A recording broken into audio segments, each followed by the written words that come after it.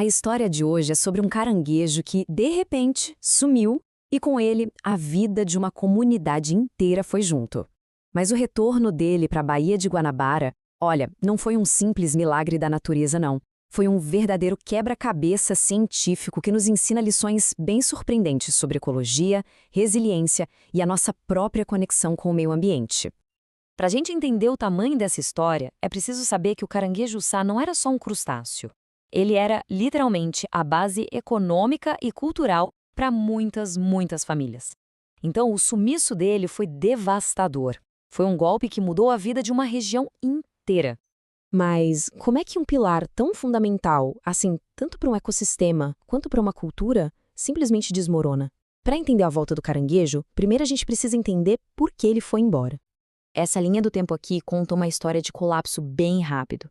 Nos anos 70, a vida no mangue era abundante, sabe? Mas aí chegaram os anos 80 e com eles uma demanda absurda por madeira para as olarias da região. A floresta foi derrubada, o solo secou e o habitat do caranguejo foi destruído. E claro, o colapso ecológico gerou um colapso humano. Sem os caranguejos, as famílias não tinham mais como ficar. Mas a história, felizmente, não termina aí. E é aqui que a gente entra na nossa primeira grande lição. Uma lição sobre a incrível resiliência do mundo natural, quando a gente dá uma chance para ele. O grande ponto de virada aconteceu lá em 1984, com a criação da Área de Proteção Ambiental de Guapimirim. Na prática, o que isso significou?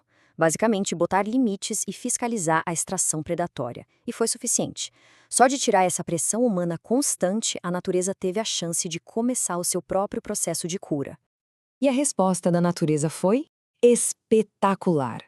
Entre 1985 e 2020, imagens de satélite mostraram que o manguezal não só parou de encolher, como se expandiu em 972 hectares. É uma área imensa, recuperada de forma natural. E só para colocar esse número em perspectiva, isso representa um aumento de quase 20% na área total da floresta protegida. É um crescimento simplesmente extraordinário, né? E isso mostra, de um jeito muito claro, o poder da regeneração natural. Áreas que estavam, praticamente em terra arrasada, voltaram a ser manguezais densos, cheios de vida. Uma prova da força da natureza quando as agressões simplesmente param. Mas a história não é tão simples assim. A primeira lição é sobre o poder da natureza, ok. Mas a segunda revela um quebra-cabeça. Porque a floresta voltou. Mas em muitos lugares, cadê os caranguejos? E é aí que a gente entra no mistério científico. Pois é, a recuperação natural não foi igual em todo lugar. Em algumas áreas onde a degradação foi muito extrema, a floresta simplesmente não conseguia voltar sozinha. Foi preciso uma ajudinha humana.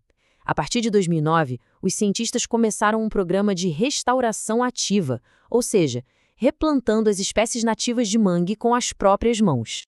Isso levou a um mistério danado. Mesmo com o replantio, por que o caranguejo-sá voltava para uns lugares e para outros não? A resposta para essa pergunta era a chave de tudo. A resposta para o mistério foi surpreendente. Não era só chegar e replantar o mangue. O sucesso dependia do que estava lá antes. Nas áreas que estavam dominadas pela samambaia do mangue, a remoção e o replantio funcionaram. Os caranguejos voltaram. Mas nas áreas tomadas por uma gramínea específica, mesmo replantando, o solo continuava muito compactado e pobre em nutrientes para eles. Ou seja, essa gramínea mudava a química do solo de um jeito que a samambaia não fazia. Então, o ponto crucial é este. A conservação que funciona de verdade exige um conhecimento ecológico muito profundo, muito específico. Não existe uma receita de bolo. Cada pedacinho do ambiente tem suas particularidades, e ignorar isso pode levar ao fracasso, sabe? Desperdiçando tempo, recursos e, claro, esperança. E toda essa recuperação ecológica, cheia de detalhes, não aconteceu num vácuo.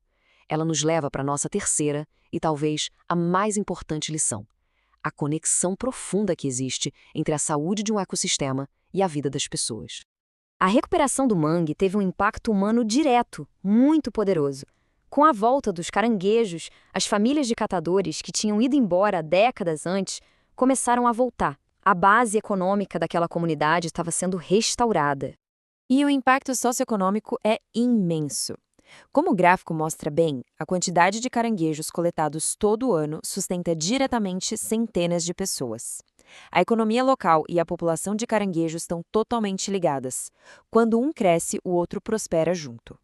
Uma citação da pesquisa original resume a essência dessa lição de forma perfeita. As populações tradicionais são os usuários legítimos e mais zelosos mantenedores.